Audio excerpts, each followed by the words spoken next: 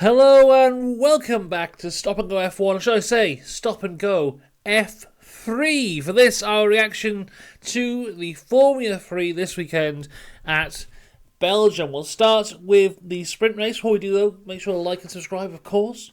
And also, shout out to our members, Dakota, the Joyous James, and Robin Myers as well. If you want to become a member, the link is in the description. We start, as always, with the sprint race where Dino Bogdanovic was on pole.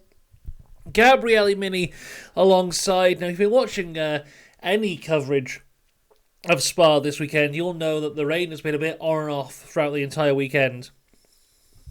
And we had that in the sprint as well, where the track was dry in some areas, but the cars were out.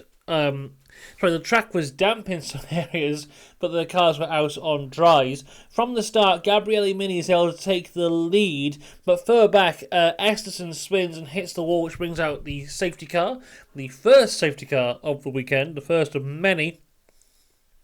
On lap 4, the safety car ends, and Dino Bogdanovic is able to retake the lead. Tim Tramnitz passes Ramos for P3, and No Leon passes Browning for P5. So all of the top 6 places changing on lap 4. Lindblad, who had an awful qualifying, starting in P27, is up to 50th place by the end of lap 4. Browning goes quite wide here, though, and allows Montoya to go through to P6. This is on lap 5. Megatunif goes around the outside of Browning, and Browning pushes him off, and he cuts the corner, but keeps the position. Initially, I thought he's going to have to get that place back, but when you look again in the replay, Browning really does just push him off, so he's able to keep the position there. Tramnitz is putting a lot of pressure on Mini in P2. This is on lap 10. Noel Leon is able to get past Tramnitz, though, a couple laps later, for P3. There's a fantastic battle between Tramnitz and Ramos for P4, though. Tramnitz really falling down the order as we get to the end of the race. But as we cross the line, it's Dino Bogdanovic who wins with Gabriele Mini in P2. Noel Leon P3, Tim Tramnitz in P4, Ramos is 5th, Megatunif 6th, Browning in 7th, and Montoya, the last of the point scorers, in 8th place for a decent sprint race. Not too great, but, okay. I have a weird thing with this weekend so far. So we'll talk about the feature race now. I don't think this was a good race, but I can see why some people would, because there was a lot of drama, but for me, not a lot of fun. So let's talk about it. Let's talk about the feature race. This might be the quickest F3 video we've ever made, because not a lot really happened. We got Callum Voisin on pole with Dunn alongside. As for our championship protagonists, championship leader Gabriele Mini is down in 11th. Second place in the championship is Luke Browning. He's in 7th. Third place in the championship is Leo Fornaroli, who's 3rd. And 4th place in the championship is Arvid Lindblad, who is 27th. So a huge opportunity here for Fornaroli to make up some points. Oh, excuse me. Make up some points, as the other guys had very bad qualifyings. So again, we have wet patches across the track, but the cars are on dries. As we start, Callum Voisin does keep the lead, but the person who really gained the most from the start was Sebastian Montoya, who went from P4 to P2. Gabriele Mini spins into turn 1. It's revealed later, I think it was Ollie Gerfer who hit him.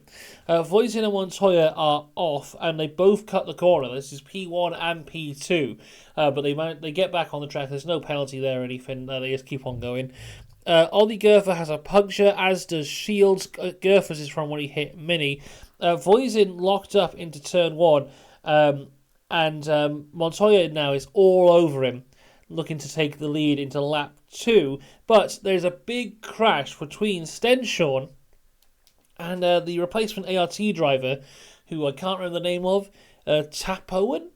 I'm probably pronouncing that wrong, but we'll go with that. Now, initially it looks like they crashed into each other, but the replay shows that Stenshorn spins, and about 5 seconds later, Tapoen, or whatever his name is, he spins as well, and then hits Stenshorn. So basically, identical incidents here, which end in them crashing into each other, which brings out the first safety car of the day.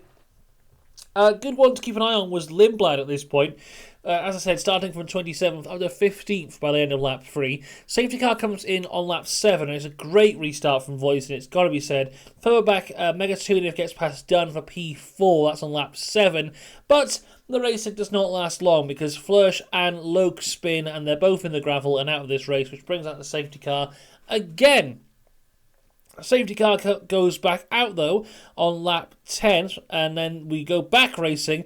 Voisin gets a really early getaway, and Dunn just falls down the order. And we had racing for about half a lap before Arvid Lindblad is hit by Christian Mansell, and he is out. Also, Mari Boyer was in the wall. I'm not entirely sure what happened there, but the safety car is out again. Safety car then goes in on lap 14 of 15. It's a good getaway from Voisin, who then goes on to win the race. So Voisin in P1, Montoya second, Fornaroli third, Noel Leon fourth, Sammy Megatunif in fifth, Browning sixth, Esterson seventh, Ramos in eighth, Tramnitz ninth, and Dunn in 10th. A few interesting things to point out here. So Fornaroli is now the championship leader. We only have one race weekend left to do. That will be in Monza. So Fornaroli, despite not winning a race this year, has got the championship lead as it stands. I'm going to give the star of F2, that star of F3 to Voisin. Yes, because I don't really know who else to give it to, because not much happened, if I'm being honest with you. What is quite interesting, though, is Sebastian Montoya. I like Sebastian Montoya quite a bit. I think he's a very good driver. I think the only downside for him is his qualifying can be dreadful. There's been multiple times this year where we've had to see him fight through the field from a very low qualifying position. But here, starts P4, ends at P2. I think that's what he can do when he gets his qualifying in order. So we'll see. He'll probably be in Formula 3 again next year. Hopefully he can get on top of that qualifying and get some good race performances in for him there. Prema have won the team's championship with one race to go. They can't be caught now, so that championship is done for F3. But as I said, one race weekend left to go for Formula 3 to decide who will be the Formula 3 champion. The guys who I think are still in contention for it are Fornaroli, of course, the championship leader. Gabriele Mini is P2, Browning P3. I think Lindblad is still in contention, but a very bad weekend this weekend for him. Hopefully we'll be able to turn it around in Monza, and who knows, maybe he can become Formula 3 champion. It's going to be a close one. It's going to be an exciting one in Monza. I do look forward to it. Hopefully a bit more exciting than this weekend, which seems to just be safety car city. We'll be back later on today for Formula 2 in about an hour. Formula 2 so far has been as boring as Formula 3 because the sprint race didn't happen, then it did happen, and then it might as well not have happened. But hopefully the feature will be fun. Well, I'll see you there for everything Formula 2 and then later on today, this evening, for Formula 1. Until then, have a good one. I'll see you later. Goodbye.